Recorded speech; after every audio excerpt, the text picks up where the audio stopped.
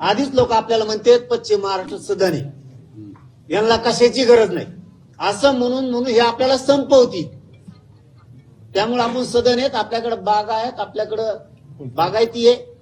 याला सपोर्ट म्हणून पोरं उच्च शिक्षणात गेले पाहिजे, नोकऱ्यात पण गेले पाहिजेत, आपण आणखीन बलशाली होऊ. असं नाही आपल्याकडे ऊस आहे, फळबागा आहेत म्हणून आपण नोकरीवरच जाऊ नये किंवा आपण उच्च शिक्षण घेऊ नये असं असता कामा नये.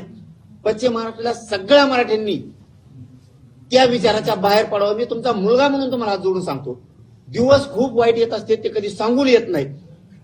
लोक भ्रम निर्माण करणारे आहेत, तुमच्याकडे भरपूर आहे. आणि मग आम्ही तेव्हाच फुगत होतो, तसं म्हणलं की आम्ही पाटील सगळेच फुगीर आहेत. आम्ही कुणी म्हणलं तुला मोठा आहे, हे कुणालाच मोजीत नाही. लोक आपल्याला खोट्या प्रतिष्ठेत जगायचं शिकवतात, आपण त्याच्या बाहेर पडावं. अशाच नवनवीन अपडेटसाठी डिजिटल कोल्हापूर चॅनेलला सबस्क्राईब करायला विसरू नका.